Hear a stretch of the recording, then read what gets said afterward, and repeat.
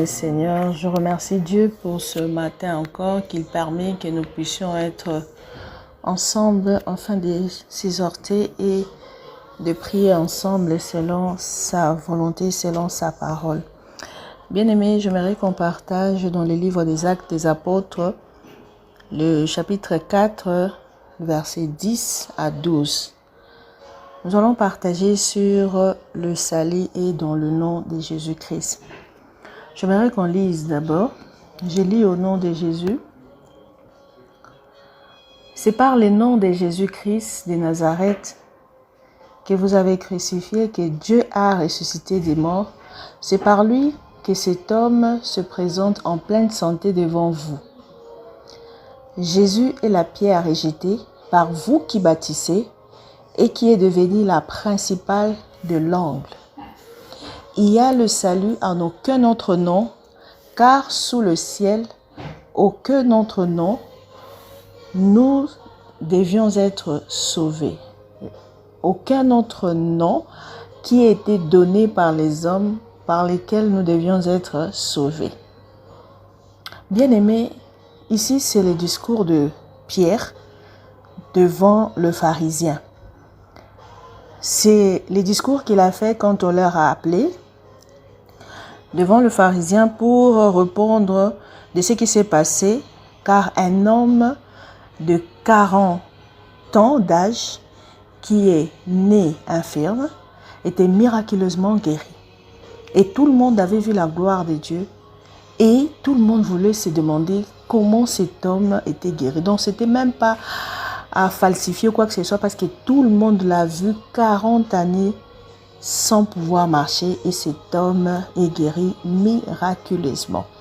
Alors Pierre dit, c'est pas nous. Ne pensez pas que ce soit nous parce que c'est Jésus-là que vous avez crucifié.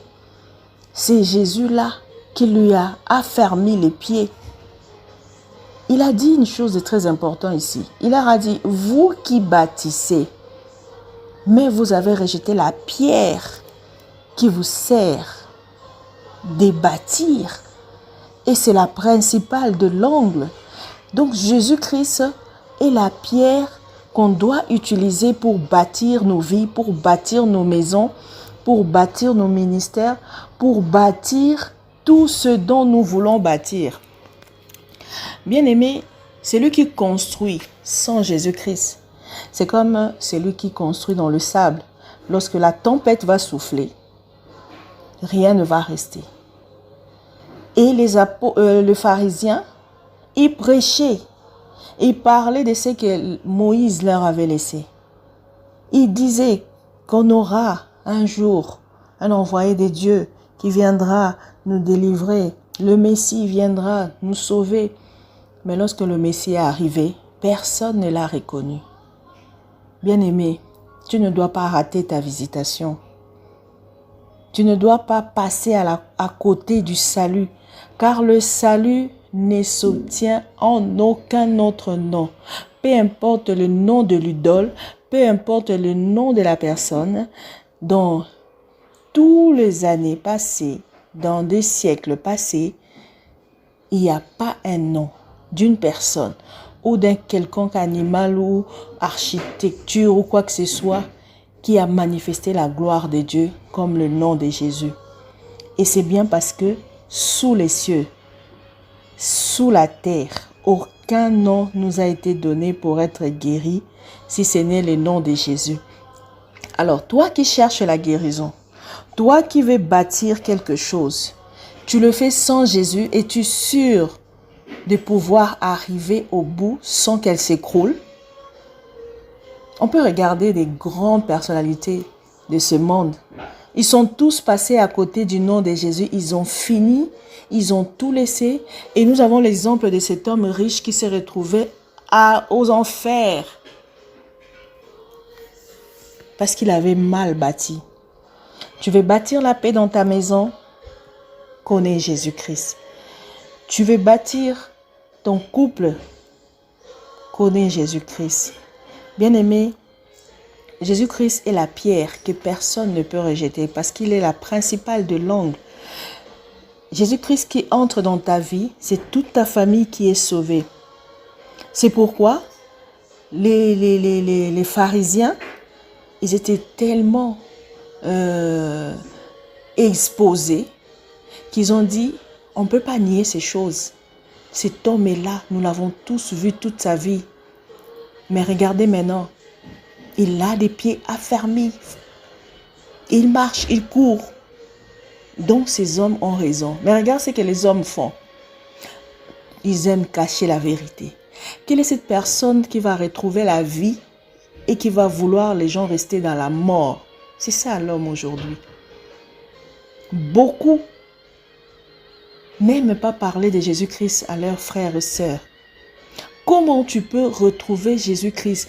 Comment tu peux vivre les merveilles de Dieu et ne pas le dire à tes frères et à tes sœurs pour qu'ils soient sauvés avec toi? Alors tu ne l'as jamais retrouvé.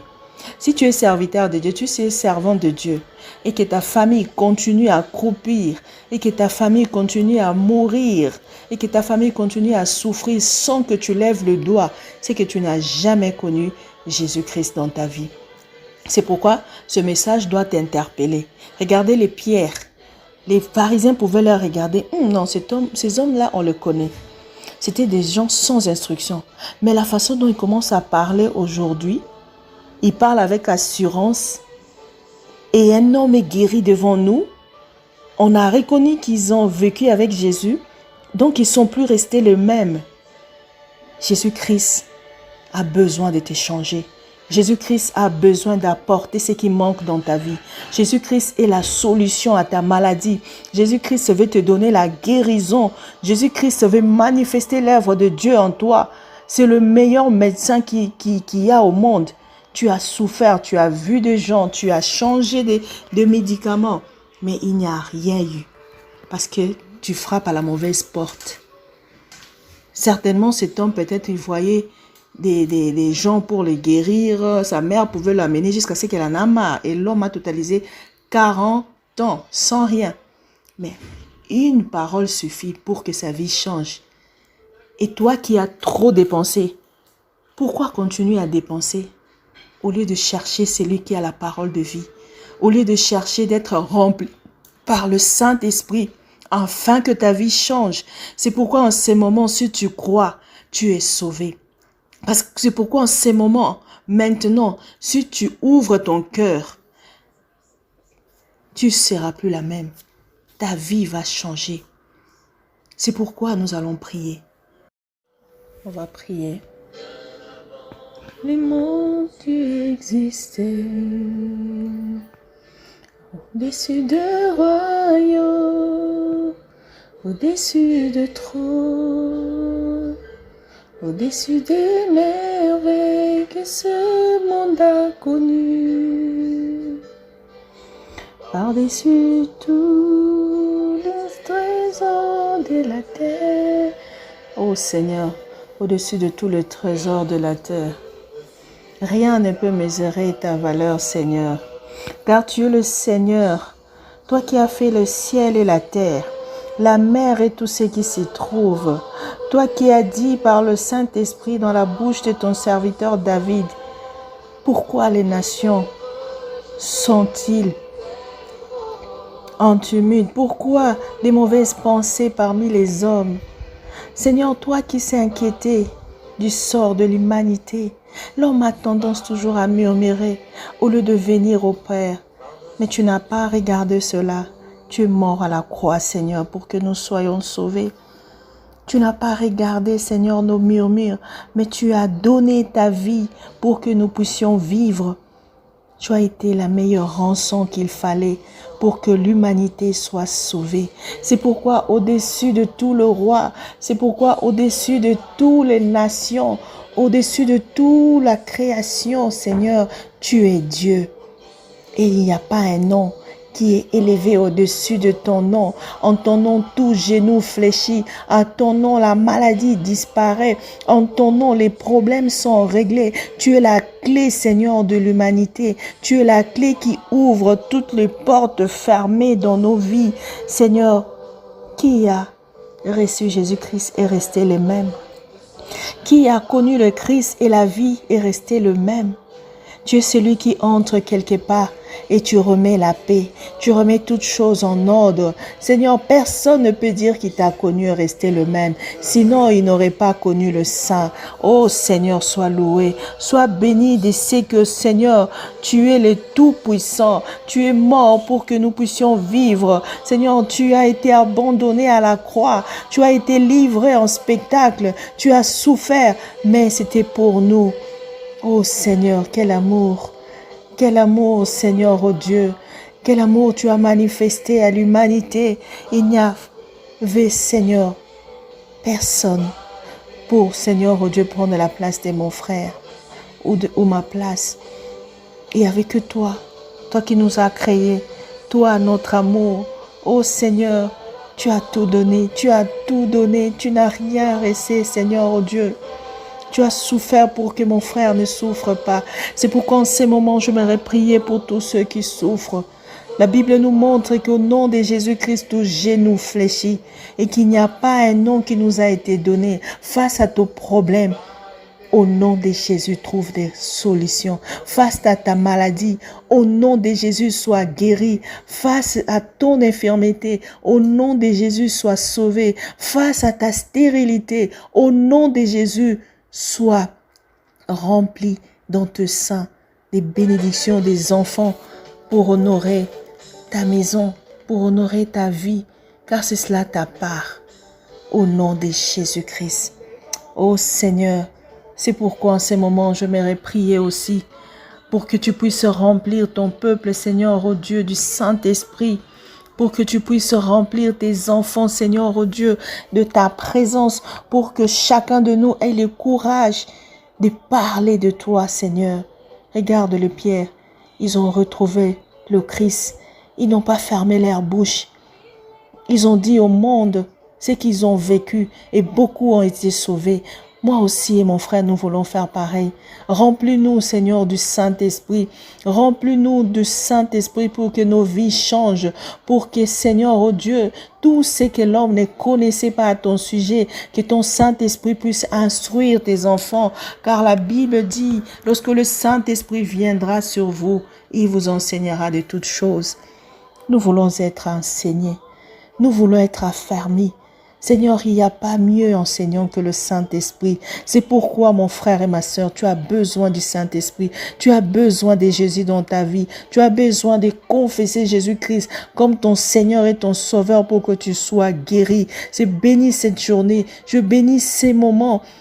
Toi qui écoutes, toi qui pries avec nous, laisse que tu puisses ouvrir ton cœur à celui qui peut la bâtir, à celui qui peut te guérir, à celui qui peut te donner l'amour pour les autres, à celui qui a le pouvoir de te libérer de toute l'oppression, de tout l'envoûtement, de toutes les alliances que tu as tissées. Parce que tu peux dire, j'ai déjà vendu mon âme au diable. Non, la Bible dit, lorsque tu vis encore, il y a de l'espoir. C'est pourquoi peut-être tu as écouté cette prière, cette exhortation, pour que tu te lèves et que tu dises, Seigneur Jésus, je te confesse comme mon Seigneur et mon Sauveur, et tu verras ce qui va arriver.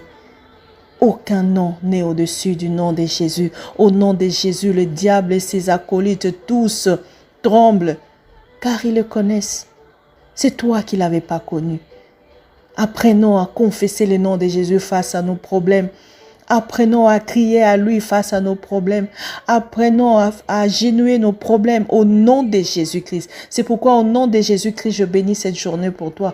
Au nom de Jésus-Christ, je confesse que cette journée sera bien pour toi et tout ce que le Seigneur a préparé pour toi te sera accordé au nom de Jésus-Christ. Sois béni au nom de Jésus-Christ. Amen.